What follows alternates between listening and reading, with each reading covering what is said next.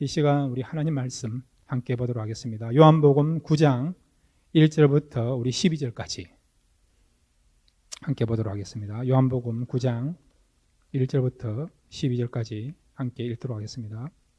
예수께서 길을 가실 때에 날 때부터 맹인된 사람을 보신지라. 제자들이므로 이르되 랍비여, 이 사람이 맹인으로 난 것이 누구의 죄로 인함이니까? 자기니까? 그의 부모니까? 예수께서 대답하시되 이 사람이나 그 부모의 죄로 인한 것이 아니라 그에게서 하나님이 하시는 일을 나타내고자 하심이라. 때가 아직 낮임에 나를 보내신 이의 일을 우리가 하여야 하리라. 밤이 오리니 그때는 아무도 일할 수 없느니라. 내가 세상에 있는 동안에는 세상의 빛이로라.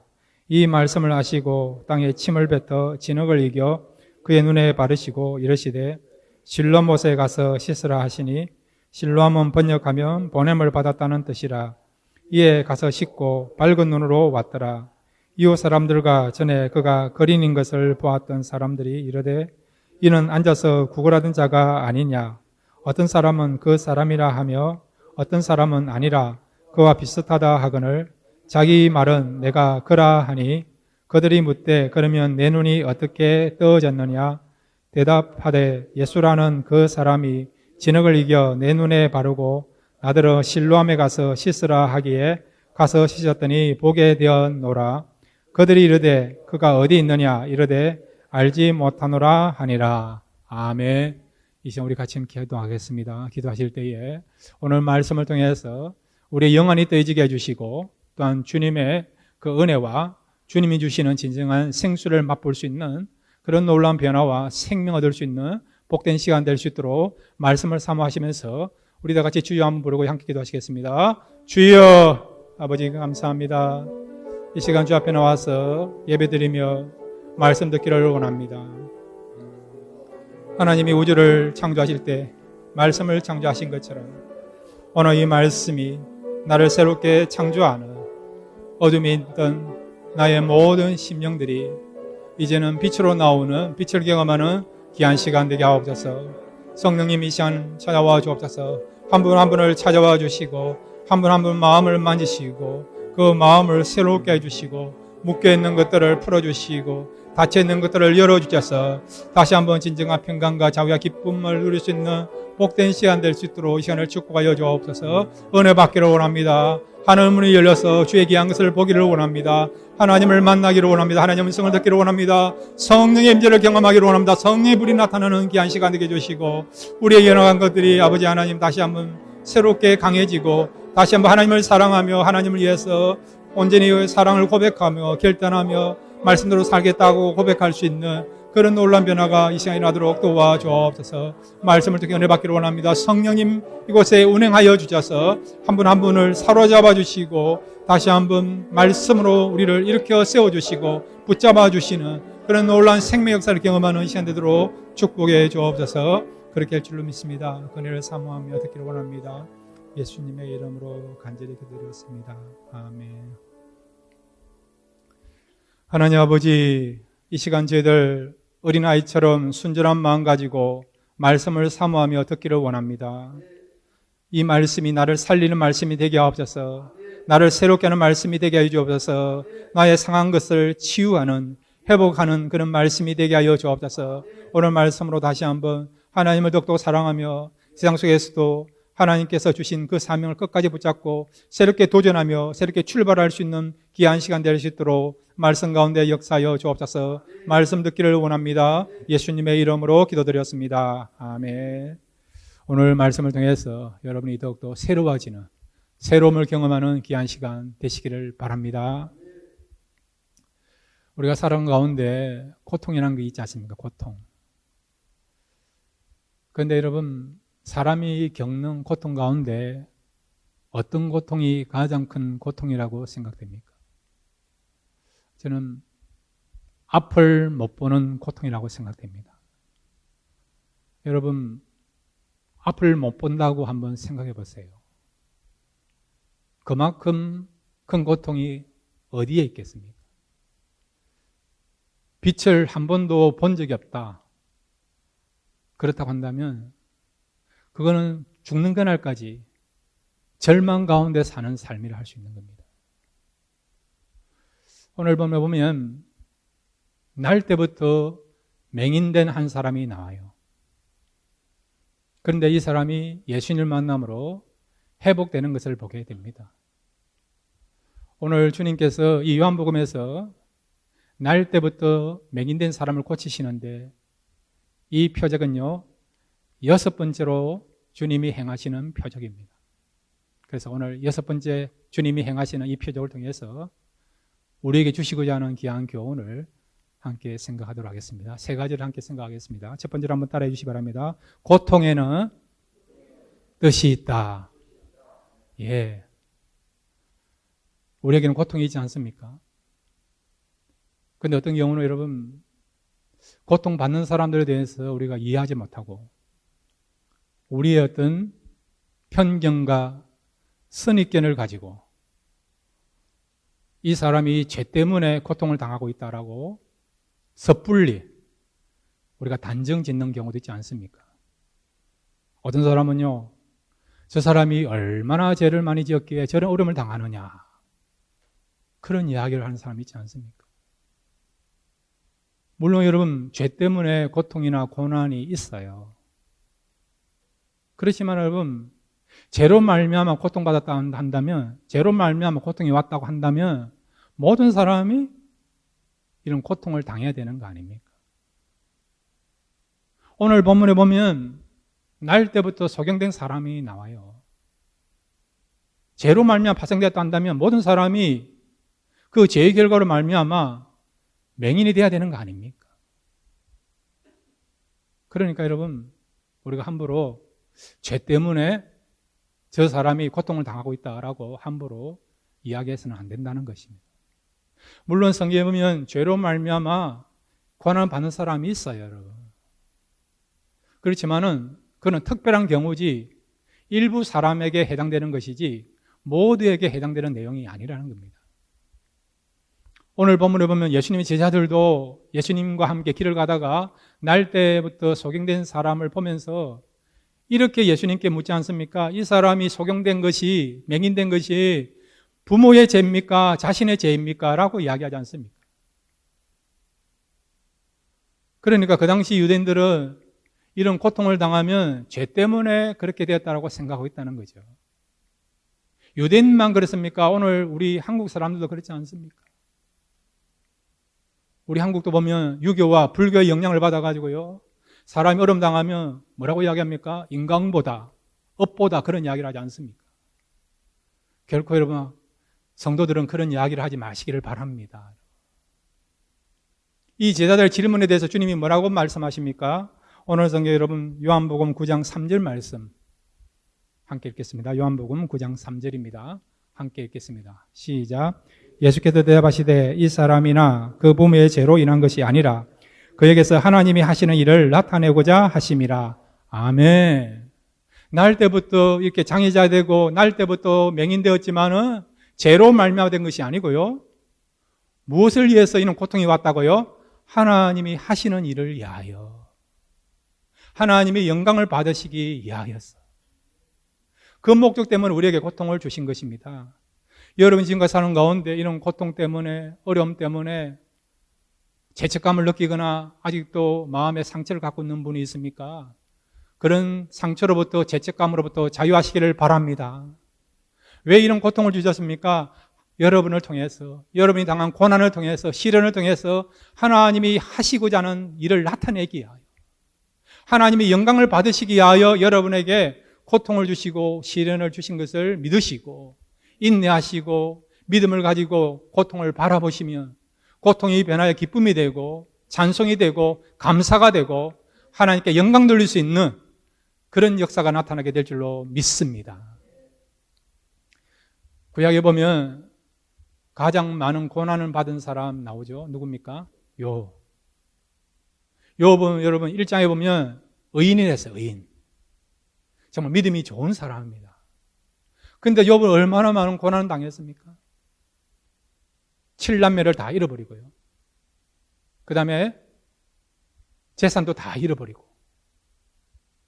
몸에 지금 악창이 들어가지고요, 개가 와서 핥아야만이 시원해질 수 있는, 기아장 가지고 몸을 끌어야만이 시원해질 수 있는 그런 고난을 당했습니다. 친구들이 와서 이야기하지 않습니까? 네가 죄를 지었으니까 회개하라고 이야기하지 않습니까? 그런 하나님 뜻도 모르고요, 욥에 당하는 그런 고통과 아픔을 이해하지 못하면서 자기들의 생각을 가지고요, 회개하라고 그렇게 이야기하지 않습니까? 하나님의 가운데 욥이 모든 시련을 다 이기고 난 뒤에 그가 발견한 것이 있습니다. 그가 발견한 것은 하나님이 왜 나에게, 그래도 믿음 생활을 잘하고 있는 나에게, 세상적으로 말하면 법 없이도 살 수 있는 나에게 왜 이런 시련과 어려움을 주셨느냐? 욥기서 42장 5절 6절에서 욥은 이렇게 고백하고 있습니다. 욥기서 42장 5절에서 6절 같이 읽겠습니다. 시작. 내가 주께 대하여 귀로 듣기만 하였사오나 이제는 눈으로 주를 배움나이다. 그러므로 내가 스스로 거두어드리고 티끌과 재 가운데서 회개하나이다. 아멘. 고통이 없을 때는 하나님을 내가 귀로만 들었는데 고통을 통해서 이제 하나님을 어떻게 보게 됐다고요? 귀로 듣는 것이 아니라 눈으로 보는, 하나님을 더 가까이 친밀하게 경험하는 그런 은혜와 그런 축복을 누리게 되고 그런 믿음이 성장하게 되었다는 것이죠. 여러분, 하나님이 우리에게 고통을 주시는 이유는 우리가 어려움을 당하라고, 시련을 한번 겪어보라고, 그런 목적 가지고 우리에게 고통을 주신 것이 아니라 이 욥의 고백처럼 하나님을 더 친밀하게 가까이 경험하도록 위하여 더 큰 영적인 축복을 누리고자, 더 큰 영적인 성장이 나타나기를 바라는 그런 중심 가지고 하나님이 우리에게 고통 주신 것을 믿으시고 이 고통을 통해서 하나님을 더 알아갈 수 있는 그런 저와 여러분 되시기를 바랍니다. 자, 여러분, 오늘 주님께서 날 때부터 소경된 사람을 고치셨어요. 그리고 이 소경을 향하여서 주님께서 하나님이 하시는 일을 나타내기 위하여 이런 고난을 주셨다라고 말씀하고 있습니다. 그러면 이 소경을 통해서 주님이 나타내고자 하는 그런 하나님 뜻은 무엇이고, 이 소경을 통해서 주님께서 우리에게 주시고자 하는 그 메시지는 무엇이냐? 오늘 주님은요, 날 때부터 빛을 보지 못한 이 소경, 즉 맹인을 고치십니다. 이걸 통해서 우리에게 주시고자 하는 귀한 교훈이 있죠. 여러분, 날 때부터 육체적으로 소경된 사람하고 영적인 눈이 어두워서 영적으로 소경된 사람하고 누가 더 치명적이고 누가 더 고통스러울까요? 영적인 소경입니다. 영적인 소경. 어떤 사람은 눈은 더 있어요, 여러분. 사물을 잘 봅니다. 시력이 좋아요. 눈 검사해보니까 2.0 나오는 사람도 있어요, 여러분. 육신의 눈은 밝아요, 여러분. 매의 눈같이 선명합니다. 그렇지만은 영적인 눈이 어두워진 사람이 있지 않습니까? 영적인 눈을. 진리를 알지를 못해요. 오직 예수 그리스도가 구원의 주인 것을 모릅니다. 안 믿어져요, 여러분. 하나님의 뜻을 모릅니다. 얼마나 안타깝습니까? 이런 사람들은 여러분, 영적인 눈이 어두워진 사람이죠.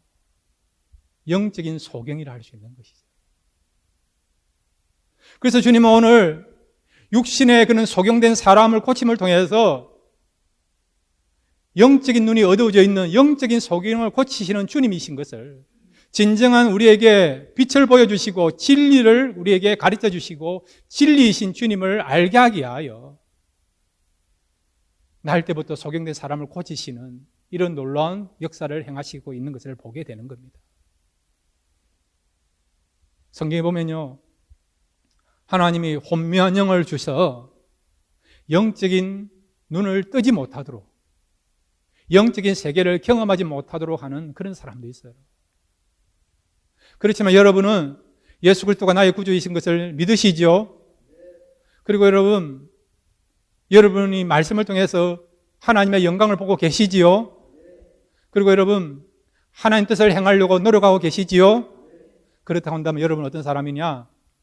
영적인 눈이 떠여져 있는 영안이 열려있는 사람인 것을 믿으시기를 바랍니다. 어떤 사람은요, 영적인 세계를 사모하지도 않고 어떤 경우는 보려고 해도 하나님이 열어주지 않아서 보지 못하는 안타까운 사람도 있다는 거죠. 그럼에도 불구하고 저와 여러분은 하나님이 우리에게 보여주시고 성령께서 도와주셔서 우리가 예수 그리스도가 나의 구주가 되신 것을 믿게 되고 그 다음에 진리를 우리가 알게 되고 하나님의 뜻을 알게 되는 것, 이거는 축복 중에 축복인 것을 믿으시기를 바랍니다. 오늘 주님께서 이 날 때부터 소경된 사람을 고침으로 말미암아 우리 예수님은 우리의 그런 어떤 육신의 그런 어떤 질병의 문제만 해결한 것이 아니라 예수님은 영적으로 보지 못하는 소경들에게 영안의 눈을 떠지게 하여 주셔서 주의 귀한 것을 보게 하고 참다운 것을 보게 하고 참다운 것을 믿게 하시는 그런 치유하시고 회복해 하시는 주님이시다. 그런 메시지를 주시고자 날 때부터 소경된 사람을 고치시고 이 날 때부터 소경된 사람은 바로 주님의 이러한 사역을 드러내고 나타내기 위해서 귀하게 쓰임받게 되는 것을 보게 됩니다. 그러므로 우리에게 고통도 주님이 하시는 일을 나타내기 위한 통로로 사용하여 주실 줄 믿습니다. 그런 소망 가지고 살아갈 수 있는 저와 여러분 되시기를 바랍니다. 두 번째로 우리 주님께서 오늘 이 맹인을 고치시는 사건을 통해서 우리에게 주시고자 하는 귀한 교훈이 있습니다. 한번 따라해 주시기 바랍니다. 하나님의 역사는 다양하다.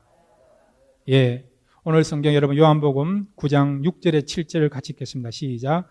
이 말씀을 하시고 땅에 침을 뱉어 진흙을 이겨 그의 눈에 바르시고 이르시되 실로암 못에 가서 씻으라 하시니 실로암은 번역하면 보냄을 받았다는 뜻이라. 이에 가서 씻고 밝은 눈으로 왔더라. 아멘.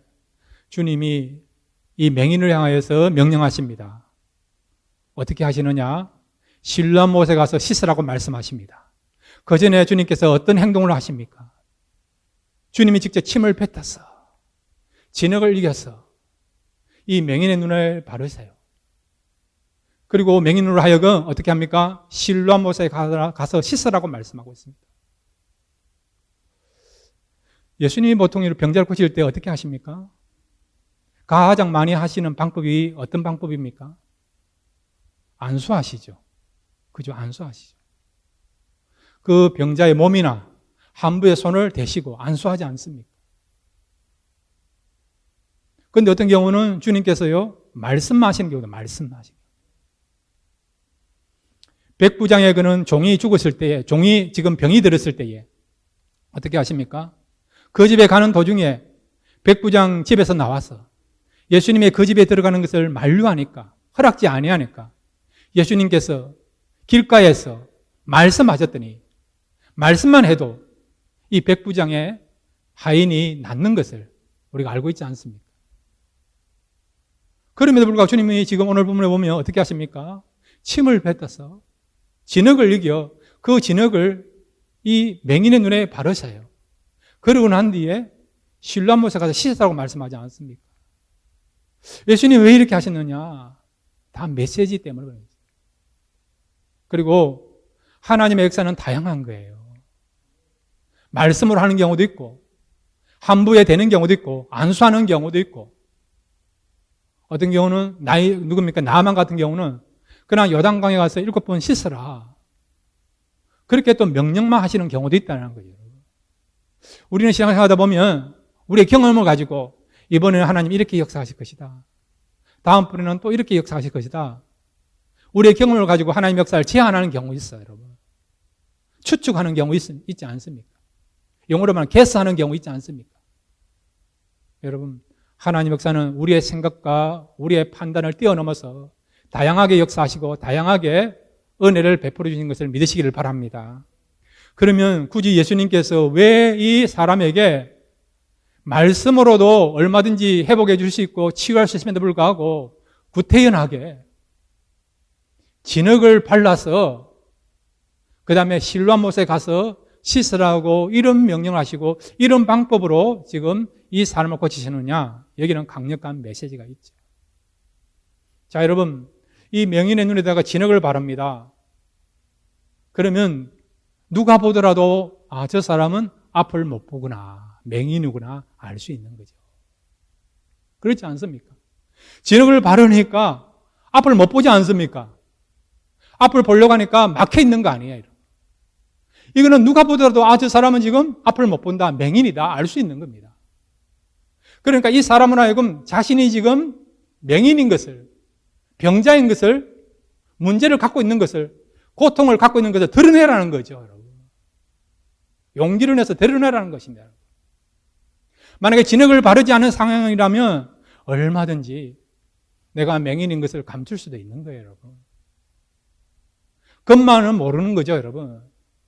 그런데 진흙을 바르니까 모든 사람이 저 사람 앞을 못 보거나 맹인이구나 알 수 있는 것이죠.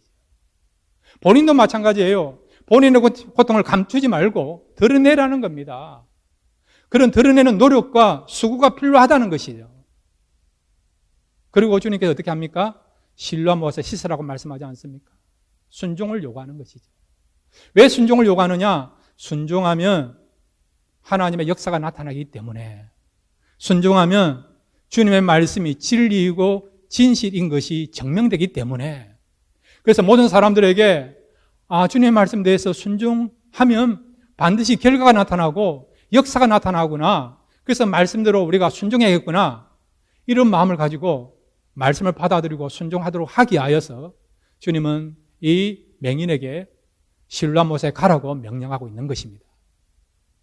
이러한 주님의 이런 어떤 메시지와 이런 교훈은 이 날 때부터 맹인된 사람에게 해당되는 게 아니고 오고 가는 모든 세대에게도 해당되는, 우리가 붙잡아야 될 메시지인 것입니다. 사랑하는 성도 여러분, 여러분의 고통이 있습니까? 그걸 숨기지 말고 감추지 마시고요, 하나님 앞에 올려드리기를 바랍니다. 그러면이 진정한 치유가 되는 것입니다. 여러분의 지금 몸에 종기 같은 게 있어요. 종기. 밴드를 붙인다고 됩니까? 고름을 짜내야 되는 거 아닙니까? 그래야만 진정한 치유가 일어나는 거 아닙니까? 회복이 일어나는 거 아닙니까? 마음의 상처, 고통도 마찬가지예요. 여러분, 그걸 그냥 누른다고, 덮어둔다고 해결되는 게 아니에요. 하나님께 드러내십시오. 토해내시길 바랍니다. 하나님의 회개하라면 회개하시길 바랍니다. 그 억울한 마음, 상처된 마음, 분노하는 마음들, 여러분, 외로운 마음들, 그런 마음들을 하나님께 올려드리기를 바랍니다. 그럼 어찌 되느냐? 그때부터 치유의 역사가 일어나는 겁니다. 하나님의 여러분 마음을 만지심으로 시원하고 자유하고 평강 있고 기쁨이 넘치는, 다시 소망을 갖는 그런 마음으로 바뀌게 되는 것입니다, 여러분. 그러므로 여러분, 고통이 있을 때에 그걸 자꾸 안으로 삼키려 하지 마시고요, 그냥 시간이 지나면 해결되겠지 그런 마음 가지 마시고 하나님께 올려드리십시오. 기도하면서, 때는 울기도 하면서 여러분의 그 마음들, 상한 마음들을 하나님께 표현하시고 토해내시기를 바랍니다. 그럴 때 비로소 하나님이 여러분의 만지심으로 여러분의 상한 마음들, 마음의 고통들, 상처를 치유해 주시는 그런 역사들이 일어나게 될 줄로 믿습니다. 그리고 여러분, 말씀을 따라 순종하시기를 바랍니다. 오늘 본문에 나타나 있는 이 날 때부터 맹인된 사람이요, 주님 말씀을 듣고 순종하지 않습니까? 진흙을 발란 가운데서 여러분, 실로암 못까지 가는 것이 쉬운 일이 아니에요, 여러분. 그럼에도 불구하고 주님 말씀을 듣고 순종했더니 어떤 일이 벌어졌습니까? 한 번도 보지 못한 사람이 주님 말씀대로 순종했더니 보게 되는, 빛을 보고 새로운 인생을 살게 되는 그런 아름다운 역사들이 나타나게 된 것을 보게 되죠. 무엇을 통해서요? 순종을 통해서. 여러분, 순종하시면 그 순종을 말씀하시고 명령하시는 하나님의 말씀이 진리이고 참이고, 그리고 그 말씀 속에는 능력이 나타난다는 것을 믿으시기를 바랍니다. 이런 믿음을 가지시고 하나님의 말씀에 절대 순종하시면 그 순종했을 때에 분명한 하나님께서 우리에게 주시고자 하는 축복과 능력과 회복과 새로움을 경험할 수 있는 그런 놀라운 역사들이 순종을 통해서 나타나게 될 줄로 믿습니다. 세 번째로 여러분, 오늘 이 맹인을 고치시는 사건을 통해서 우리에게 주시고자 하는 귀한 교훈이 있습니다. 한번 따라해 주시기 바랍니다. 말씀은 새로운 삶으로 인도한다.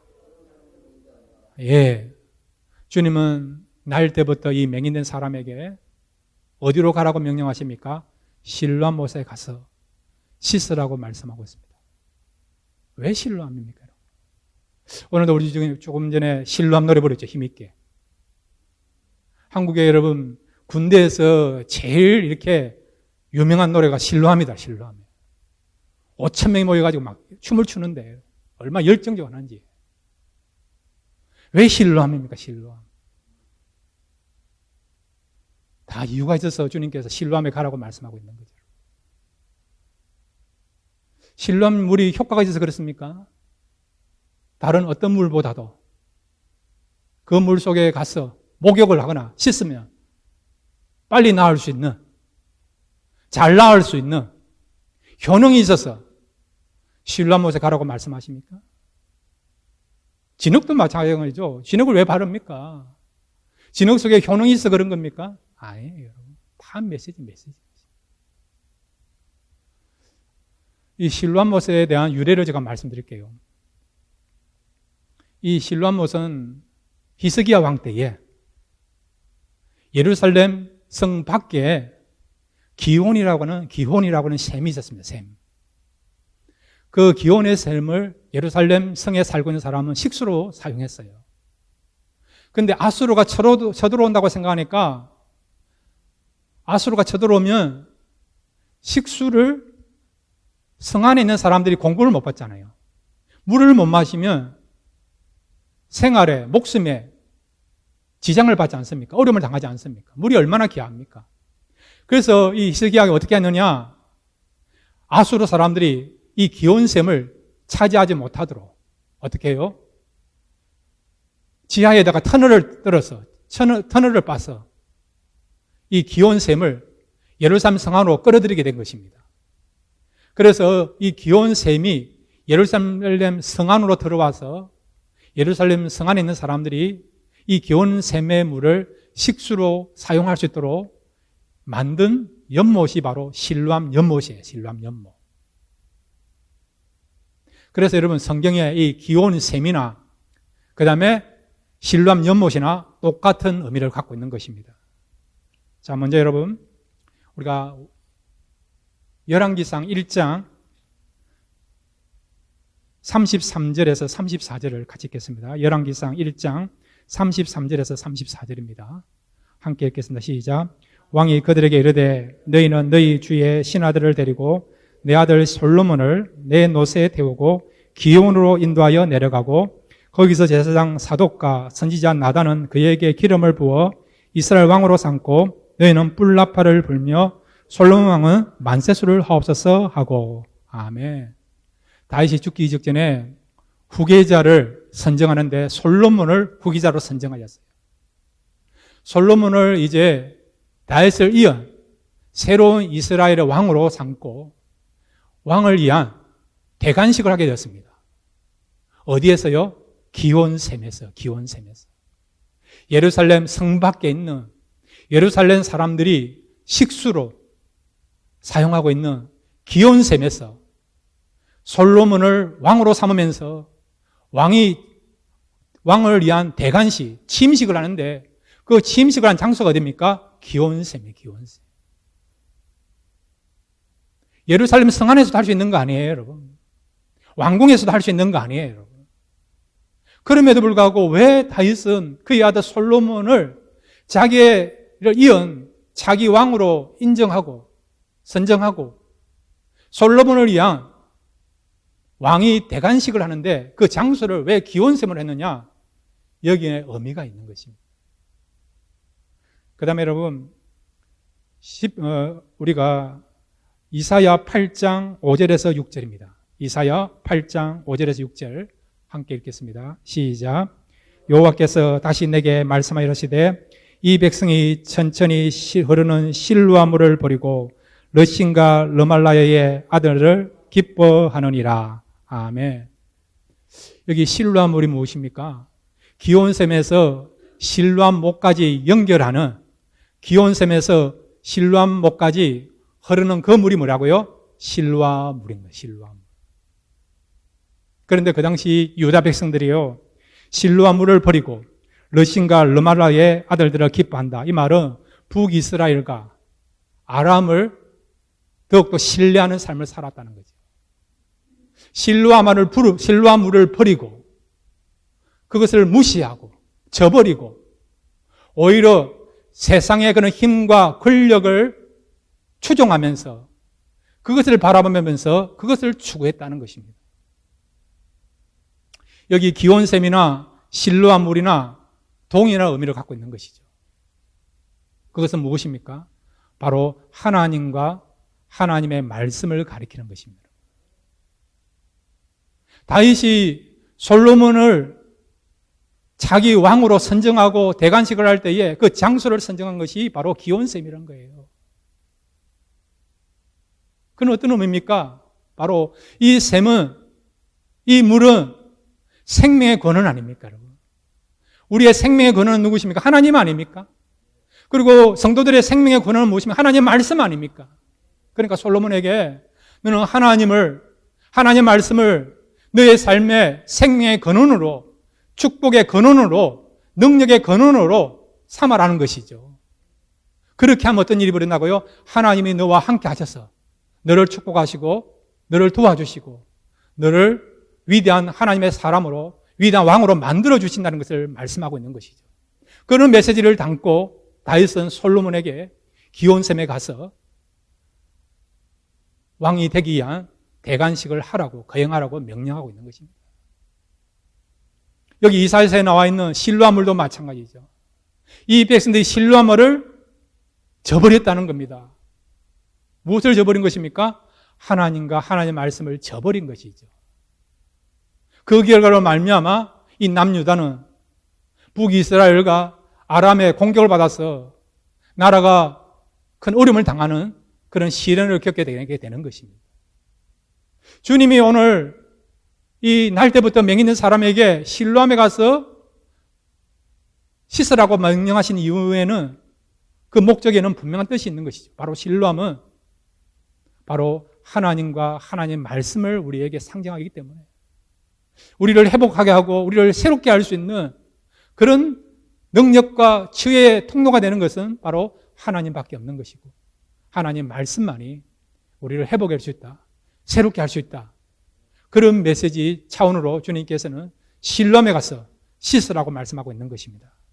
사랑하는 성도 여러분, 여러분의 인생의 문제를 하나님께 들고 나오시기를 바랍니다. 그리고 말씀을 붙잡고 나가시기를 바랍니다. 그러면 인생의 문제가 해결되게 될 줄로 믿습니다. 여러분의 고통이 변하여 기쁨이 되고 또 새로운 역사를 경험하는 역사들이 나타나게 될 줄로 믿습니다. 그리고 여러분 영적인 눈이 뜨여지기를 바랍니다. 어떻게 하면 영적인 눈이 뜨여집니까? 오늘 이 날 때부터 맹인된 사람이 실로암에 가서 씻었더니 보게 되는 것처럼 이것은 영적으로 지금 어두워진 사람들이 하나님의 말씀 붙잡고 나갔을 때에 영안이 뜨여지고 새로운 인생을 본다는 것을 말씀해 주고 있는 것입니다. 시편 우리 19편 7절에서 8절 말씀 읽고 이제 말씀을 마무리하기를 원합니다. 시편 19편 7절에서 8절입니다. 시작. 여호와의 율법은 완전하여 영혼을 소생시키시며 여호와의 증거는 확신하여 우둔한 자를 지혜롭게 하며 여호와의 교훈은 정직하여 마음을 기쁘게 하고 여호와의 계명은 순결하여 눈을 밝게 하시는 도다. 아멘. 무엇이 우리 눈을 밝게 한다고요? 여호와의 계명, 하나님의 말씀이 우리의 눈을 밝게 한다는 겁니다. 영안을 뜨게 한다는 겁니다, 여러분. 사랑하는 성도 여러분, 여러분들이 영적으로 보기를 원합니다. 무엇이 참되고 무엇이 바르고 무엇이 진리고 무엇을 붙잡아야 되는가. 이렇게 참되고 바른 삶을 살기 위해서는 영안에 눈이 뜨여져야 된다는 거죠. 그러기에 여러분 말씀을 붙잡아주기를 바랍니다. 말씀을 사모하시기를 바랍니다.